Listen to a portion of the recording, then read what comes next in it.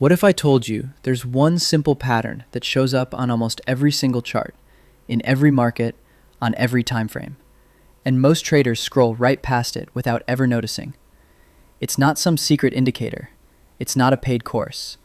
It's a price behavior that's been hiding in plain sight the whole time. Today I'm breaking down exactly what it is, why it works, and how you can start using it to tighten your stop losses while stretching your profit targets. Let's get into it. What is the first pullback? Here's the idea in plain English. Markets almost never reverse in a clean, sharp V shape. When a downtrend is running out of gas and buyers start stepping in, price doesn't just rocket straight up. It usually flips direction, takes a quick breather, a small dip back down, and then continues in the new direction. That little breather right after the reversal, that's the first pullback. And once you know what to look for, you'll start seeing it everywhere. A few quick examples. On a Bitcoin 4-hour chart, price grinds lower, flips into an uptrend, dips slightly, then powers higher.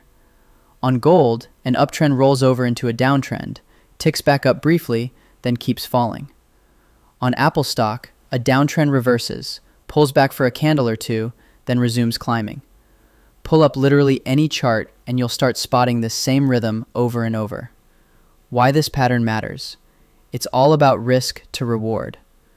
Let's say you catch a reversal in real time. Price has been sliding and now buyers are clearly stepping in. The tempting move is to jump in immediately at the current price. Here's the problem with that. If you use a tight stop, that first pullback can shake you out right before the real move happens. If you use a wide stop to survive the pullback, you're now risking a lot more if the reversal turns out to be fake. Either way, you're stuck with a mediocre risk-to-reward setup. Now compare that to waiting for the pullback itself. You get a better entry price, which means your stop can sit much tighter. If price keeps falling past that point, great. You were right to stay out, and your loss was small. But if the reversal is real and price turns back up, you're in at a discount with a bigger potential reward on the table. Smaller losses when you're wrong. Bigger wins when you're right. That's the whole edge. Step 1. Learn to actually spot a trend reversal. This is the step most traders get wrong, so pay close attention. You already know the basics. Higher highs and higher lows means an uptrend. Lower highs and lower lows means a downtrend. Simple in theory, but here's where people mess it up. Say price is making higher highs and higher lows, then suddenly drops and breaks below a recent low. Most traders immediately assume, okay, we're in a downtrend now. Not so fast. That low only counts as a real structural low if price had already broken above the prior swing high before pulling back down to it. If it hadn't, that low isn't valid yet, and the trend technically is still bullish. The actual valid low is the most recent swing low that formed after a new high was confirmed. As long as price stays above that specific level, the uptrend is technically still intact, no matter what price does above it. Once price does break a valid low with a full candle close below it, that's your real confirmation of a reversal. Don't jump a gun on a wick. Wait for the close. No clear swing structure to work with? That happens on sharp, fast reversals. In that case, lean on a trend confirmation tool like the MACD.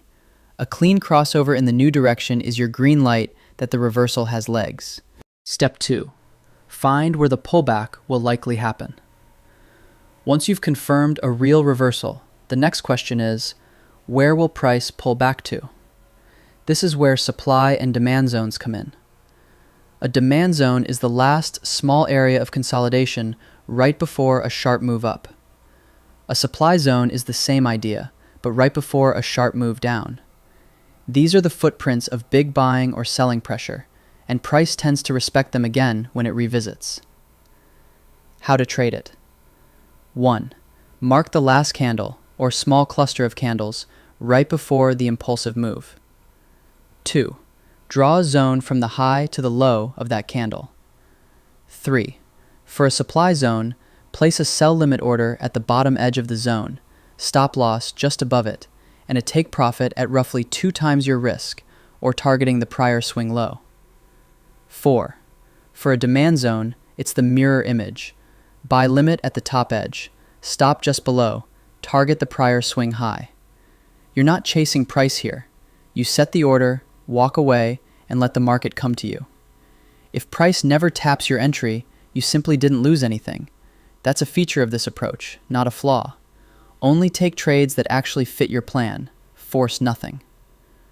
No clear supply/demand zone? Use Fibonacci instead. Sometimes the chart doesn't give you an obvious zone to work with. In that case, the Fibonacci retracement tool is a solid backup. Drag the tool from the low to the high of the impulsive move, or high to low for a downtrend. Out of all the levels it plots, the 61.8% retracement, often called the golden zone, tends to be where price pulls back to most consistently. How to trade it. 1. Drag your fib tool across the impulsive move. 2. Place your entry order at the 61.8% level. 3. Set your stop just beyond that level. 4. Target the prior high/low, or an extended target if momentum looks strong. Set it, forget it, and let price do the work. Bonus: stacking this with a breakout strategy. This concept isn't just a standalone system. It pairs really well with breakout trading too. Normally, breakouts move fast, and chasing them live usually means a rough entry price and a poor risk-to-reward ratio.